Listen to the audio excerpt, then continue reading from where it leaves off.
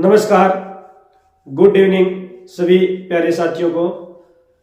साथियों, आप सभी का मैं अपने इस YouTube channel career classes official पर हार्दिक अभिनंदन करता हूं। आप सभी का हार्दिक स्वागत करता हूं। दोस्तों, आज हम जो यूनिट करने वाले हैं, हम जो टॉपिक करने वाले हैं वो है विदेशी शक्तियां। यूनानी जो शक्तियां थी उनके बारे में आज हम अध्ययन करने वाले हैं। किन किन यूनानियों ने अपने भारत पे आक्रमण किया था और किसके समय आक्रमण किया था, कौन कौन यूनानी आक्रमणकारी थे, तो उनके बारे में आज हम अध्ययन करने वाले हैं। तो ज्यादा से ज्यादा जो है आज के वीडियो को शेयर करना है और लाइक करना है और वीडियो को कमेंट जो करके बताना है कि आपको ये वीडियो है ये कैसी लगी। और दोस्तों, अगर आप इस चैनल पर नए हो तो करियर क्लासेज ऑफिशियल चैनल को सब्सक्राइब कर लेना और बेल आइकन को प्रेस कर लेना ताकि नोटिफिकेशन आपको समय समय पर मिलता रहे। तो दोस्तों, आज के अपने टॉपिक की शुरुआत करते हैं आज के मोटिवेशन कोड के साथ। आज का मोटिवेशन कोड है, तेरी पढ़ाई लिखाई तुझसे सर्वोपरि बनाएगी। तेरी पढ़ाई लिखाई तुझे सर्वोपरि बनाएगी, औरों से ऊंचा उठाकर तुझे ऊंचे गगन तक ले जाएगी। तेरी पढ़ाई लिखाई तुझे सर्वोपरि बनाएगी, औरों से ऊंचा उठाकर तुझे ऊंचे गगन तक ले जाएगी। तो दोस्तों, ये है आज का मोटिवेशन कोड। तो अब शुरुआत करते हैं आज के अपने टॉपिक की, यानी यूनानी शक्तियां या विदेशी शक्तियों के बारे में। यूनानी शक्तियां और विदेशी शक्तियां कौन कौन सी थी जिन्होंने भारत पे आक्रमण किया था? कौन सी ऐसी शक्तियां थी जिन्होंने आक्रमण किया था? तो शुरुआत करते हैं। तो कल मैंने आपको बताया था कि जो अपना मगध है, मगध पे किसका शासन था? मगध पे शासन सर्वप्रथम जो शासन किया था वो था हर्यक वंश। हर्यक वंश ने शासन किया था। हर्यक वंश के बाद कौन सा आया था? तो हर्यक वंश के बाद आया था शिशुनाग वंश। कौन सा आया था? शिशुनाग वंश। उसके बाद आया था नंदवंश।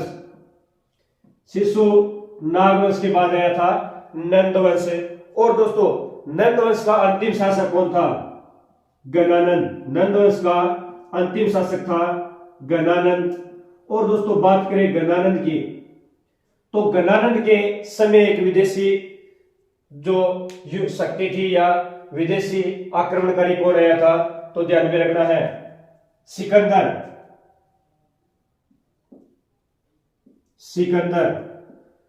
सिकंदर जो था ये एक यूनानी आक्रमणकारी था और जिसने किस पे आक्रमण किया था? यानी गणानंद पे आक्रमण किया था। और बात करें गणानंद के बाद में जो साम्राज्य आया था वो था मौर्य साम्राज्य।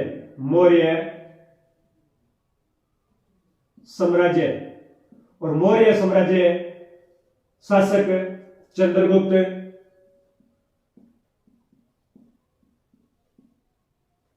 चंद्रगुप्त मौर्य थे जिन्होंने मौर्य साम्राज्य की स्थापना की थी। यानी चंद्रगुप्त मौर्य ने गणानंद को हराकर, जो नंद वंश के शासक थे, अंतिम शासक है गणानंद को हराकर चंद्रगुप्त मौर्य ने किस वंश की स्थापना की थी? तो मौर्य साम्राज्य की स्थापना की थी।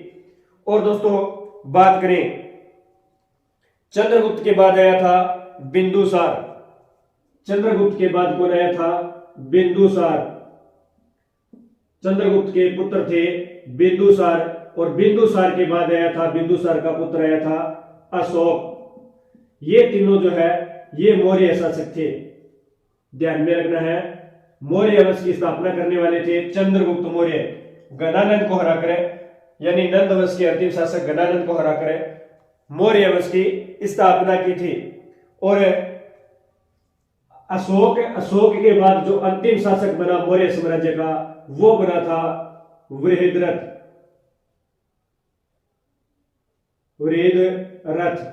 ये जो है ये अंतिम शासक बना था, मौर्य वंश का अंतिम शासक था वृहद्रथ। तो ध्यान में रखना है।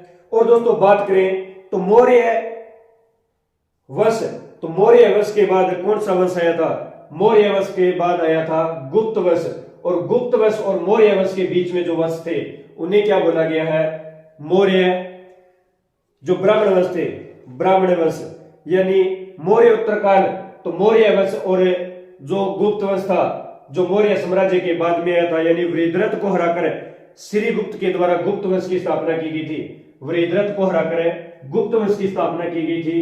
तो इसके बाद जो वंश आया था वो था गुप्त वंश। और गुप्त वंश और जो मौर्य वंश है इनके बीच जो वंश था वो कौन सा था? मौर्योत्तर काल। मौर्योत्तर काल। और मौर्योत्तर काल में मैंने आपको कल बताया था, कौन सा वंश बताया था? ब्राह्मण वंश। ब्राह्मण वंश। और ब्राह्मण वंश के अंतर्गत कौन कौन से वंश हुए थे? ब्राह्मण वंश में कौन कौन से वंश हुए थे ये मैंने कल आपको बताया। शुंग वंश पहला कौन सा वंश था? शुंग वंश। दूसरा था कणव वंश। और तीसरा था सातवाहन वंश। सातवाहन वंश। तो ये जो तीन वंश है ये ब्राह्मण वंश में हुए थे। ध्यान में रखना है कि ब्राह्मण वंश में कौन कौन से वंश हुए थे? शुंग वंश, कणव वंश और सातवाहन वंश। तो ये जो थे ये विदेशी थे। ये हरेक वंश, शिशुनाग वंश, नंद वंश, मौर्य साम्राज्य और ये मौर्योत्तर काल के जो ब्राह्मण वंश थे ये देशी थे, देशी शासक थे। लेकिन इनके समय कौन सी विदेशी शक्तियां थी, कौन सी यूनानी शक्तियां थी जिन्होंने आक्रमण किया था? तो सर्वप्रथम सिकंदर ने आक्रमण किया था। किस पे आक्रमण किया था? गणानंद पे आक्रमण किया था। उस समय बात करें जब आक्रमण किया था तो किस नदी के किनारे किया था पूछा जाता है, तो नदी थी झेलम। झेलम नदी के किनारे जो है इन्होंने आक्रमण किया था, यानी युद्ध हुआ था गणानंद और सिकंदर के मध्य। किस नदी के अंदर जो है युद्ध हुआ था? तो ध्यान में रखना है झेलम नदी। और ये जो नदी है ये 5 नदियों का समूह था। कौन कौन सी नदी थी? सिंधु तंत्र का बात करें तो सिंधु तंत्र के अंतर्गत जो 5 नदियां थी ये कौन कौन सी थी? एक थी झेलम, चिनाब, दूसरी है चिनाब, रावी, व्यास और सतलज। ये 5 नदियां थी। ये किसमें थी? ये जो सिंधु तंत्र है, सिंधु तंत्र के अंदर नदियों का क्रम है। ध्यान में रखना है, पूछा जाता है कि सिंधु तंत्र के नदियों का क्रम क्या है? तो ध्यान में रखना है झेलम, चिनाब, रावी, व्यास और सतलज। और जो सिकंदर और नंद वंश के जो अंतिम शासक थे गणानंद, इनके मध्य जो युद्ध हुआ था ये किस नदी के किनारे हुआ था? तो ध्यान में रखना है झेलम नदी के किनारे इनके मध्य जो है युद्ध हुआ था। तो विदेशी आक्रमणकारी, विदेशी जो शक्ति थी, सर्वप्रथम जो भारत पर आक्रमण करने वाली वह कौन थी? तो ध्यान में रखना है सिकंदर ने आक्रमण किया था सर्वप्रथम। तो सिकंदर किसके समकालीन थे? सिकंदर। तो सिकंदर ध्यान में रखना है गणानंद के। सिकंदर ने आक्रमण किया था। किस पे किया था?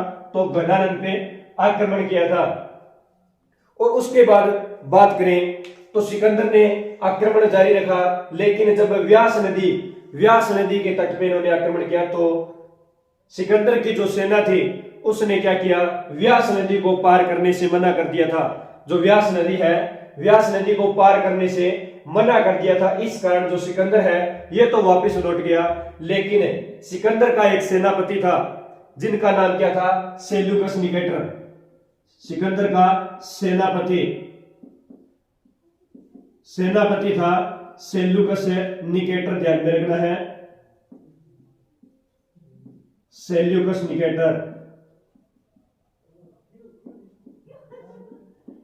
सेल्यूकस निकेटर जो था ये किसका सेनापति था? तो सिकंदर का सेनापति था। ये ध्यान में रखना है सिकंदर का सेनापति सेल्यूकस निकेटर। और जब सेल्यूकस निकेटर ने आक्रमण किया था तब भारत पे किसका शासन था? मगध पे किसका शासन था? तो ध्यान में रखना है चंद्रगुप्त मौर्य का। तो सेल्यूकस निकेटर ने जब आक्रमण किया था तब किसका शासक था? चंद्रगुप्त मौर्य का जब शासक था। तो चंद्रगुप्त मौर्य और सिकंदर के मध्य जो है युद्ध हुआ था। ध्यान में रखना है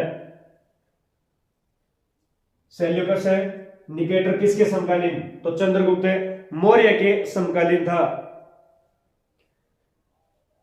तो ये दो जो विदेशी शक्तियां हैं, यानी पहला आया था सिकंदर और उसके बाद दूसरा कौन आया था, तो सेल्यूकस निकेटर जो सिकंदर का सेनापति था। और सिकंदर के सेनापति सेल्यूकस निकेटर ने जब युद्ध किया था तो किसके साथ किया था, चंद्रगुप्त मौर्य के साथ किया था। और सिकंदर ने जो किया था वो किसके साथ किया था, तो वो गणानंद के साथ जो है युद्ध किया था। ये ध्यान में रखना है। और दोस्तों बात करें तो सिकंदर की सेना ने जो व्यास नदी को पार करने से मना कर दिया था, तब क्या था, तो सिकंदर जो है ये तो वापिस लौट गया था। और बात करें तो विदेशी शक्तियां कौन कौन सी थी जो आई थी, तो दोस्तों विदेशी शक्तियां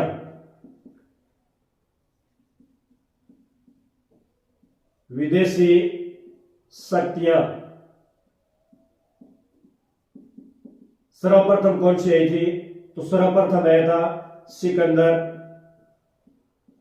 सिकंदर के बाद आया था सेल्यूकस निकेटर।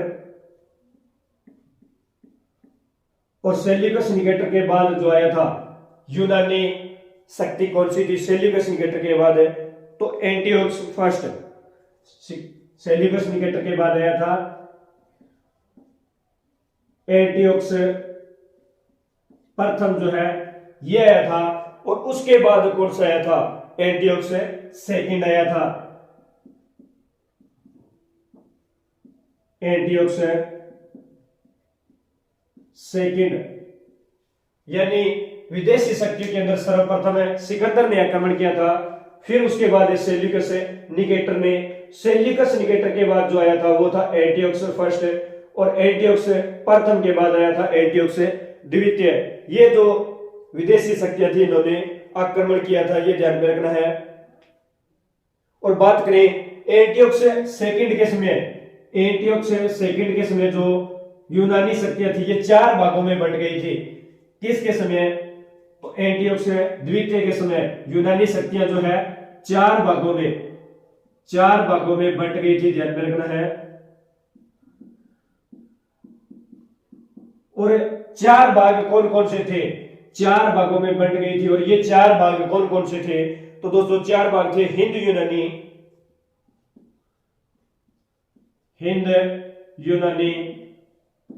और उसके बाद थे शक, हिंदू यूनानी, शक, पल्लव और कुषाण।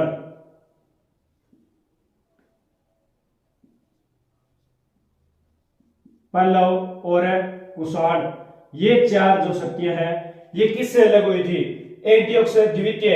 एंटियोक्स द्वितीय के समय जो है ये शक्तियां चार भागों में बंट गई थी। जो यूनानी शक्तियां थी कितने भागों में, चार भाग। और चार भाग कौन कौन से थे, तो हिंद यूनानी, शक, पल्लव और कुषाण। इन चार भागों के अंदर जो है विदेशी शक्तियां बंट गई थी, अलग हो गई थी, ये ध्यान में रखना है। तो ये जो शक्तियां थी इन्होंने क्या किया था, मगध पे आक्रमण किया था। सिकंदर ने किया था, तब शासक कौन था, तो नंद वंश का अंतिम शासक था गणानंद। और सिकंदर के सेनापति थे सेल्यूकस निकेटर। इन्होंने जब आक्रमण किया था तब मौर्य साम्राज्य चल रहा था, मौर्य काल चल रहा था। तो शासक कौन था, चंद्रगुप्त। तो ध्यान में रखना है कि सेल्यूकस निकेटर ने किसके समय जो है आक्रमण किया था, तो चंद्रगुप्त मौर्य के समय आक्रमण किया था। आई होप कि जो मैंने आपको यूनानी शक्तियों के बारे में इतनी जानकारी दी है वो आपको अच्छे से समझ में आई है। तो एक बार आप इसका स्क्रीनशॉट ले लो और वीडियो को ज्यादा से ज्यादा जो है अपने दोस्तों के अंदर शेयर कर दो, ताकि अब आगे जो शुरुआत करते हैं हिंद यूनानी जो शक्तियां थी उनके बारे में। तो हिंद यूनानी शक्तियों के अंदर कौन कौन से शासक आए थे, और हिंद यूनानी शक्तियों ने जब आक्रमण किया था तो किस पे आक्रमण किया था, तो ये जानकारी जो है हम अब करने वाले हैं। हिंद यूनानी, कौन कौन से हिंद यूनानी थे,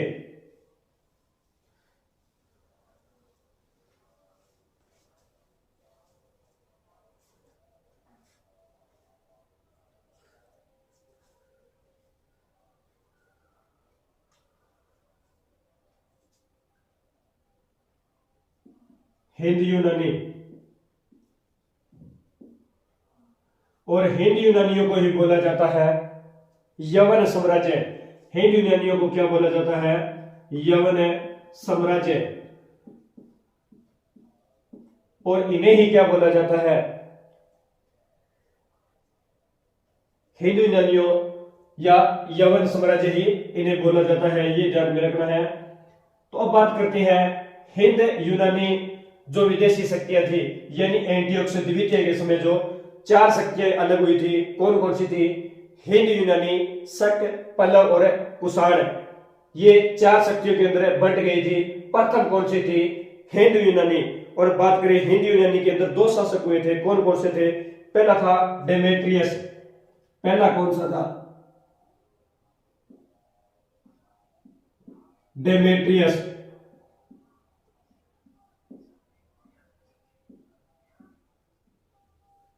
डेमेट्रियस है प्रथम। और दूसरी तरफ शासक कौन थे?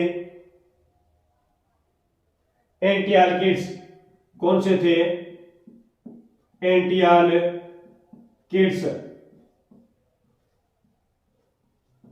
ये 2 शासक जो थे ये हिंद यूनानी के अंतर्गत हुए थे, ध्यान में रखना है। कौन कौन से? डेमेट्रियस प्रथम है और एंटियालकिड्स। तो बात करें डेमेट्रियस प्रथम की, तो इन्होंने किस वंश की स्थापना की थी? तो डेमेट्रियस फर्स्ट ने डेमेट्रियस वंश की स्थापना की थी। किस वंश की थी? तो डेमेट्रियस वंश की स्थापना की थी। और दोस्तों बात करें एंटियालकिड्स, तो एंटियालकिड्स ने किस वंश की स्थापना की थी?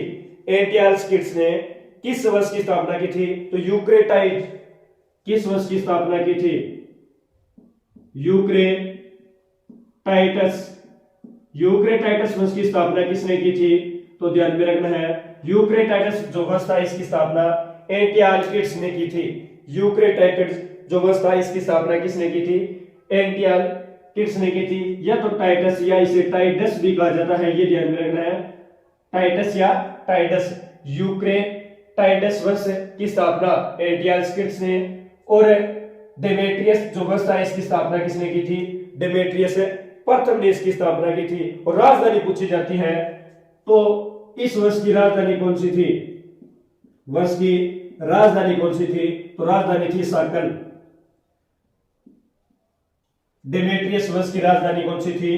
तो राजधानी इसकी साकल जो राजधानी थी। और दोस्तों बात करें वर्तमान के अंदर साकल को सियालकोट के नाम से जाना जाता है।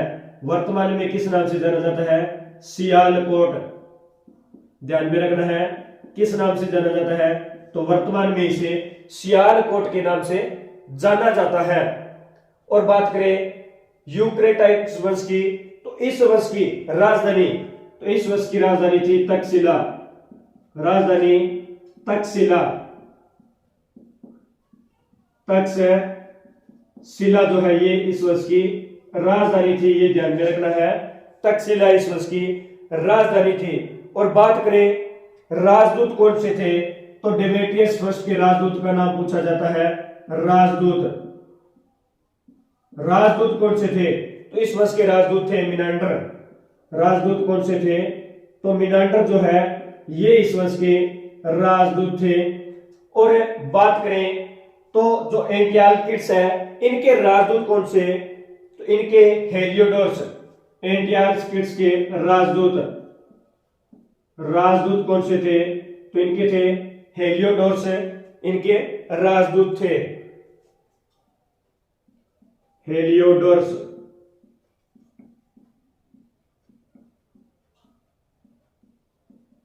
हेलियोडोरस इस वंश के राजदूत थे। और एंटियालकिड्स ने किस वंश की? तो यूक्रेटाइड्स वंश की स्थापना, राजधानी तक्षशिला। और राजदूत कौन से थे? तो हेलियोडोरस इसके राजदूत थे। और इधर की साइड में डेमेट्रियस प्रथम थे, इनका वंश था डेमेट्रियस वंश। राजधानी साकल या वर्तमान में इसका नाम है सियालकोट मिलता है। और राजदूत कौन से थे? तो मिनांडर जो है इनके राजदूत थे, ये ध्यान में रखना है। और दोस्तों बात करें जो मिनांडर है, मिनांडर जो है ये पहले तो राजदूत थे लेकिन बाद में चलकर प्रतापी राजा भी हुए थे, ये ध्यान में रखना है। क्या हुए थे? प्रतापी राजा भी हुए थे।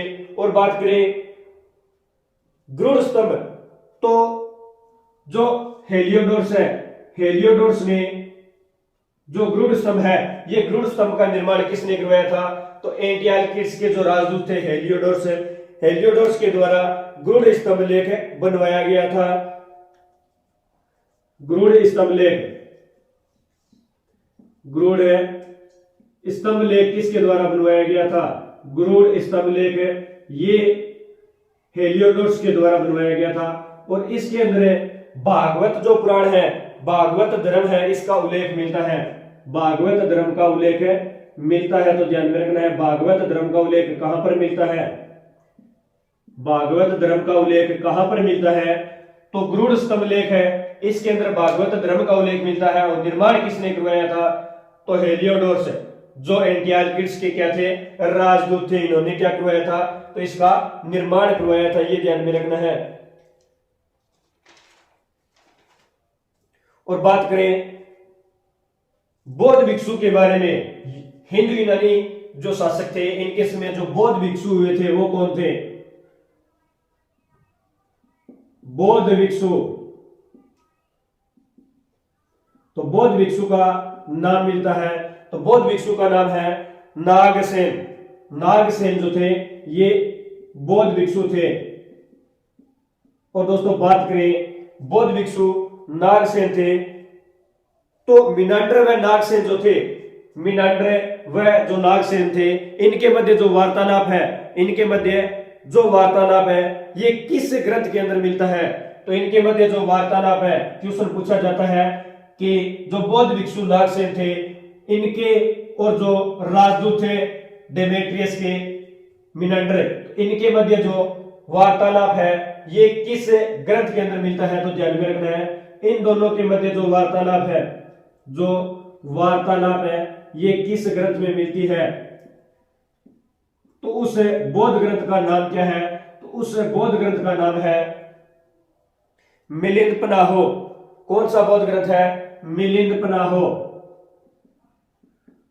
मिलिंद पनाहो, मिलिंद पनाहो बौद्ध जो ग्रंथ है, इस ग्रंथ के अंदर मिनांडर और नागसेन के मध्य वार्तालाप की जानकारी मिलती है, ये ध्यान में रखना है। मिलिंद पनाहो ये एक बौद्ध ग्रंथ है। मिलिंद पनाहो जो है ये एक बौद्ध ग्रंथ है। और इस बौद्ध ग्रंथ के अंदर किसकी जानकारी मिलती है?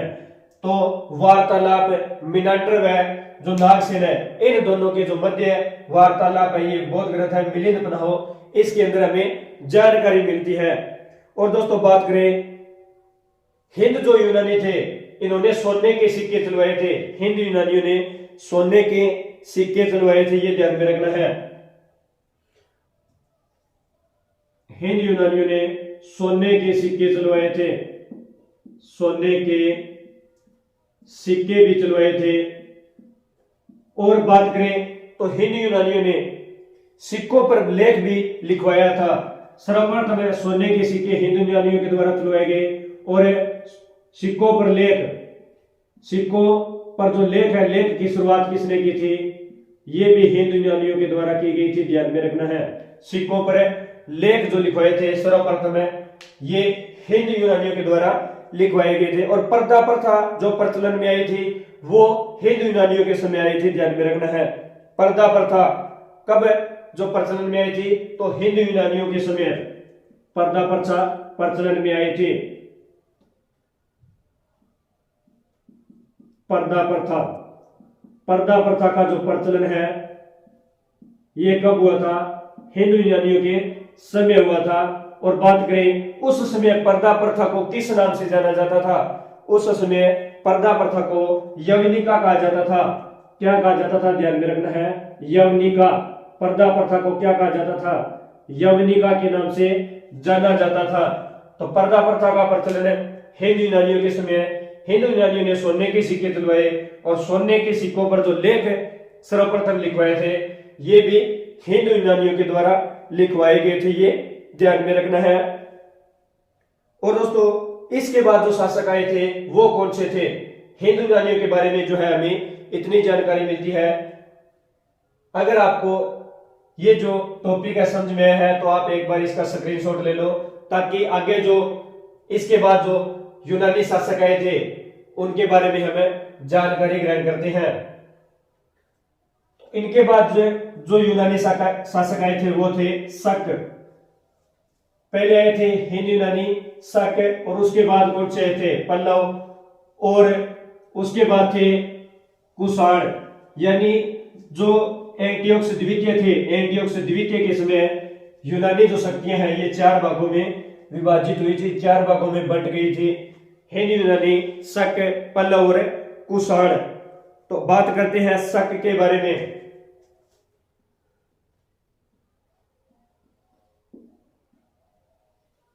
शक, तो दोस्तों शक यानी शक भारत क्यों आए थे? तो शक चारागाह की खोज में आए थे, ध्यान में रखना है। चारागाह की खोज में भारत आए थे। और बात करें चारागाह की खोज में आए थे, कहां से आए थे? गोलन दर्रा। कहां से आए थे? तो ध्यान में रखना है, गोलन दर्रा से भारत आए थे। गोलन दर्रा से जो है भारत आए थे। और बात करें जो शक है ये सीरिया के उत्तर में निवास करने वाली एक जाति थी। कहां पे निवास करने वाली जाति थी? शक जो है ये सीरिया के उत्तर में, सीरिया एक देश है, सीरिया के उत्तर में निवास करने वाली एक जाति थी, निवास करने वाली जाति थी, ये ध्यान में रखना है। सीरिया के उत्तर में निवास करने वाली एक जाति थी। पूछा जाता है कि जो शक है, जो विदेशी यूनानी यानी यूनानी जो शक्तियां जिसके अंतर्गत जो शक है, शक कहां के निवास करने वाले थे? तो सीरिया के उत्तर में निवास करने वाली जो है एक शक जो है जाति थी, जो भारत के अंदर चारागाह की खोज के लिए आई थी। और कहां से? गोलन दर्रा से, ध्यान में रखना है, गोलन दर्रा से आई थी। और दोस्तों बात करें भारत में शकों को क्या कहा जाता है? भारत के अंदर भारत में शकों को क्या कहा जाता है? शकों को क्षत्रप कहा जाता है। क्या कहा जाता है? क्षत्रप कहा जाता है, ये ध्यान में रखना है। भारत में शकों को क्षत्रप कहा जाता है। और बात करें शक जो है ये 5 भागों में बंट गए थे। शक जो है 5 भागों में बंट गए थे। और शक 5 भागों में कौन कौन से 5 भाग थे? तो ध्यान में रखना है, पहला जो है ये था अफगानिस्तान। पहला जो भाग था ये अफगानिस्तान था। शक 5 भागों के अंदर विभाजित हुए थे, 5 भागों में बंट गए थे। पहला कौन सा? तो अफगानिस्तान है, ये पहला था। और बात करें दूसरा कौन सा था? दूसरा कौन सा था? तो दूसरा था, एक था उत्तरी क्षत्रप। कौन सा था? उत्तरी क्षत्रप। और एक था, तीसरा जो भाग था इनका वो था पश्चिमी क्षत्रप। पश्चिमी क्षत्रप। 3 भागों में जो है शक जो है 5 भागों के अंदर बंट गए थे। 5 में से एक था अफगानिस्तान, एक था उत्तरी क्षत्रप और एक था पश्चिमी क्षत्रप। ये 5 भागों के अंदर विभाजित हुए थे। और बात करें 5 भागों की, तो इनके अंदर से 2-2 भाग अलग हुए थे, 2-2 भाग अलग हुए थे। और ये 2-2 भाग कौन से थे? तो ध्यान में रखना है, उत्तरी क्षत्रप जो है ये 2 भागों में बंट गया था। 2 भाग कौन से थे? तो 2 भाग थे, एक था तक्षशिला। कौन सा था? तक्षशिला। और एक था मथुरा। तक्षशिला और एक था मथुरा। और जो पश्चिमी क्षेत्र है ये 2 भागों में, एक था नासिक और एक था उज्जैन। नासिक और एक था उज्जैन। इन 2 भागों के अंदर ये विभाजित हुआ था, ये ध्यान में रखना है। और उत्तरी क्षेत्र 2 भागों में, एक था तक्षशिला और एक था उज्जैन। जो शक थे ये कितने भागों में विभाजित हुए थे? तो 5 भागों के अंदर विभाजित हुए थे, ध्यान में रखना है। यानी 4 भाग तो ये हो गए, तक्षशिला, मथुरा, नासिक, उज्जैन और एक अफगानिस्तान। इन 5 भागों के अंदर विभाजित हुए थे, ये ध्यान में रखना है। और दोस्तों जो तक्षशिला थे, तक्षशिला के प्रथम राजा के बारे में पूछा जाता है कि तक्षशिला यानी प्रथम शक राजा कौन था। तक्षशिला का प्रथम शक राजा पूछा जाता है, प्रथम शक राजा। तो शक राजा कौन था, उसका नाम क्या था, तो ध्यान में रखना है कि तक्षशिला का प्रथम जो शक राजा था उसका नाम है मोर। क्या नाम था, मोर। ये तक्षशिला के प्रथम शक राजा थे। और बात करें मथुरा के शक, तो दोस्तों जो मथुरा के शक है इनकी भी जानकारी जो है हमें मिलती है। मथुरा के शक, मथुरा के जो शक थे, बात करें मथुरा के शक के बारे में, तो मथुरा के जो शक थे इनका निवास स्थान मालवा एमपी। मथुरा के जो शक थे इनका निवास स्थान कौन सा था, तो मालवा। और मालवा वर्तमान में कहां पर है, मध्य प्रदेश के अंदर, ध्यान में रखना है। मालवा एमपी, मध्य प्रदेश के अंदर इनका निवास स्थान है। और मालवा एमपी, तो मालवा एमपी जो मथुरा के शक थे इन्हें किसने हराया था, तो उज्जैन के जो स्थानीय राजा थे, उज्जैन के जो स्थानीय राजा थे इन्होंने इन्हें हराया था। उज्जैन के स्थानीय राजा जो शक थे इनको किसने हराया था, तो उज्जैन के स्थानीय राजा थे जिनका नाम तो नहीं मिलता लेकिन उनकी उपाधि के बारे में पता चलता है। उज्जैन के स्थानीय राजा ने, स्थानीय राजा के द्वारा शकों को हराया गया था और उस राजा को उपाधि मिली थी कौन सी, विक्रमादित्य की। विक्रमादित्य की उपाधि जो है उन्हें मिली थी, ध्यान में रखना है। कौन सी उपाधि मिली थी, विक्रमादित्य की उपाधि मिली थी। और इन्होंने शकों को हराया था, शकों को हराया था। और बात करें हारने के बाद जो है, हारने के बाद जो शक जो है ये कहां पर चले गए थे, ये मथुरा चले गए थे।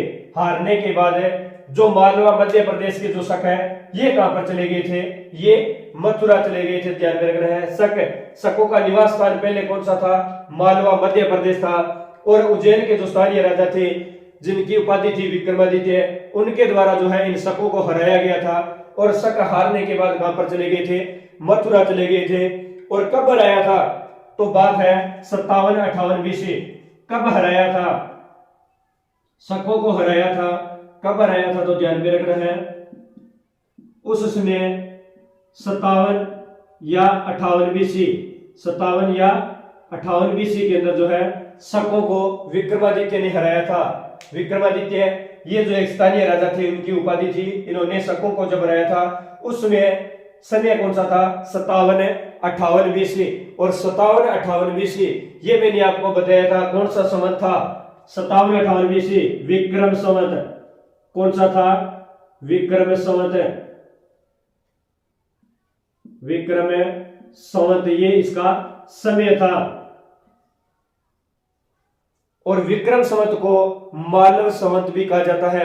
विक्रम संवत का एक उपनाम मिलता है जो है मालव संवत। विक्रम संवत को मालव संवत भी कहा जाता है। तो ध्यान में रखना है कि उत्तरी क्षेत्र के अंदर जो तक्षशिला था, मथुरा था। और तक्षशिला इसके प्रथम शक राजा मोह थे।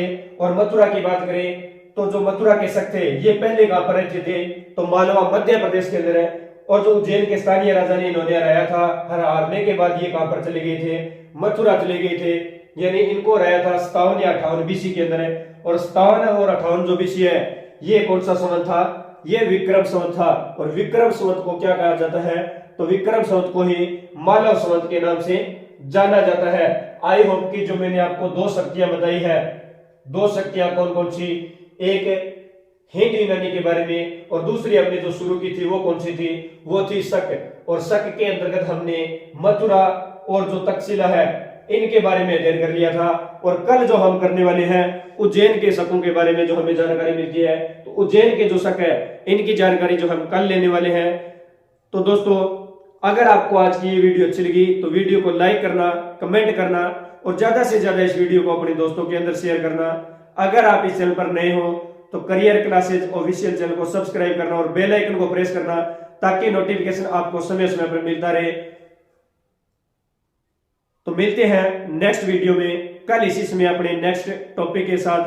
तो धन्यवाद दोस्तों। जय हिंद, जय भारत।